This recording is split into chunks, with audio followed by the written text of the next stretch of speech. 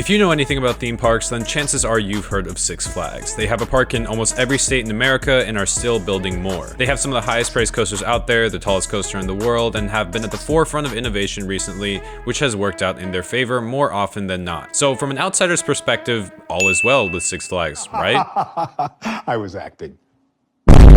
Unfortunately for Six Flags, all is not what it seems. The chain has been plagued with financial struggles since the day they started. They've already gone bankrupt once and are teetering on the edge of another bankruptcy as we speak. Or they were. You see, recently Six Flags has been changing for the better. They're completely restructuring their business model to appeal to a whole new market of customers. In simpler terms, they're rebranding. They're building new rides that cater to different people and fundamentally changing how their parks are presented and structured, but that didn't exactly come out of nowhere. Actually, just a couple months ago, they tried doing the exact same thing, but failed. I even made a video praising them for doing it that aged terribly because a couple months after I made that video, Six Flags announced that they lost 2 million customers in one season. The stock fell almost 20% in one day and it was looking grim for Six Flags. Now you might be thinking, Coastoons, why is this happening? Why is this household name for theme parks struggling to keep its customers? Well, today that's exactly what we're going to talk about. I'm going to tell you how Six Flags nearly went bankrupt again just last year and how they're recovering and emerging as a new company. It all comes down to their business strategy. See, for the longest time, Six Flags was the roller coaster central capital. They had all the biggest and baddest rides and drew in people who wanted the craziest thrills. These were usually teenagers. They also kind of had a reputation as a cheap Walmart park, if you will. It's actually kind of funny. Their own CEO called their parks Walmart parks and said he wanted to make it into more of like a Target park. I don't know. The company is just so down bad that even they're shitting on themselves. But a couple months ago, Six Flags decided they would take their company in a completely different direction. They want to appeal to families who bring in the revenue more than teens because they spend more in the parks. So how did they do this? Did they build more attractions that would cater to younger kids or start focusing more on theming? No, they literally just raised their prices. This has got to be one of the stupidest business strategies I've ever heard. You ever heard of that elementary school saying putting the cart before the horse? That's exactly what Six Flags did here. They raised the price without changing anything in their parks. That's not gonna work. All you're doing is pricing out your loyal customers. It seems like simple business, like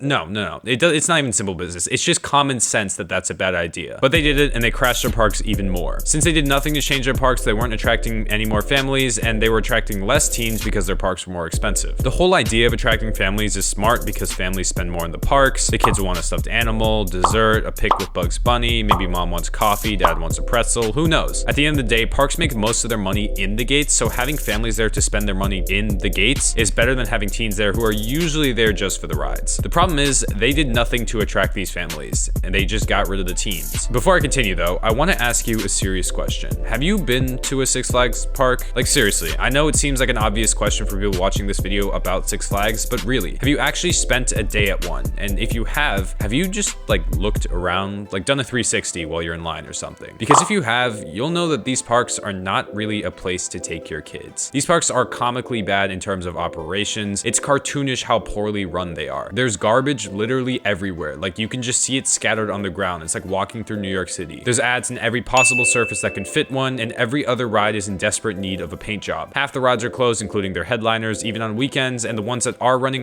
like at most 2 trains, but usually 1 because they only have the bare ass minimum of ride ops needed to run the ride, who are all teens that don't really care. Also, for a chain this big, they've had an alarming amount of major accidents on some of their biggest rides, like El Toro and New Texas Giant. Like this isn't like every 6 to 7 years there's some like small non-fatal accident. Like no, there were similar accidents on El Toro in back-to-back years. They can't even fix a ride properly, and that's when I feel like you kind of cross the ride into bullshit that's unacceptable. Because when these parks are starting to become unsafe, you realize that no family would ever take their kids here. So back to what I was saying before with the whole not doing anything to change, if these are what your parks look like, why would increasing the price do anything to bring people in? They need to fix their parks first and then increase the price. That's the only way families are going to want to come. The problem is that fixing the park requires money, like a lot of money. And I think Six Flags thought that they could, almost sneakily raise the price and only take a small hit to their attendance, but somehow because of the increased price, it would be a net profit, but that just plummeted. Their parks were literally empty. If you went to a Six Flags park in the last year and a half, you know exactly what I'm talking about. Walk-ons for half the rides and the other half are only not walk-ons because of how poorly these parks are being run. It's almost sad to see such big rides not being taken advantage of. I know taken advantage of is a weird way to put it, but you get what I'm trying to say. Like an empty theme park is cool for like 5 minutes because you realize, oh wow, I don't have to wait in lines, but it's also a little sad because you don't get that bubbly park atmosphere you would get from a packed hot day. And that's that's basically where we're at in present day. The parks are open, but they're pretty much dead, and Six Flags is in the worst financial situation they've been in since their bankruptcy. So what do?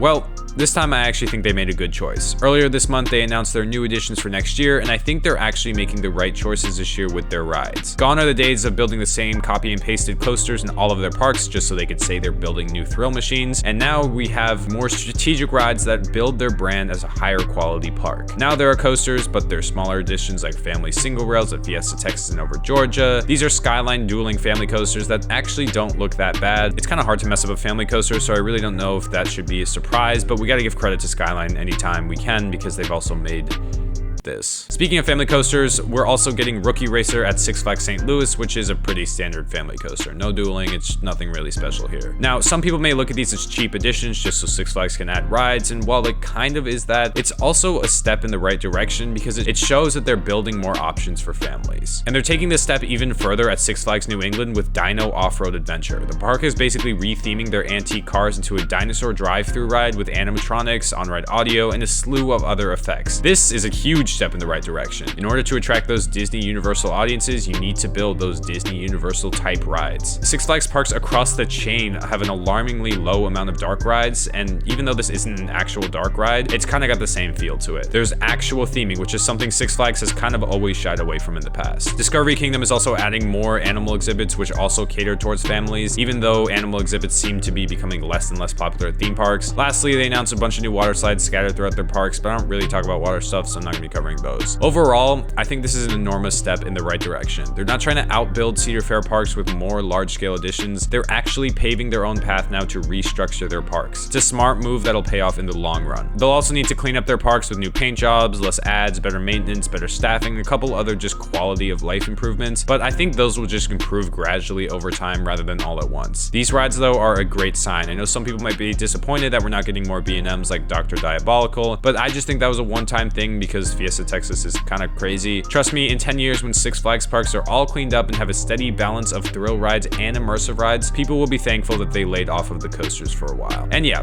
that's basically it. Thank you so much for watching all the way to the end, and let me know what you think in the comments. Thanks again, and I'll see you in the next one.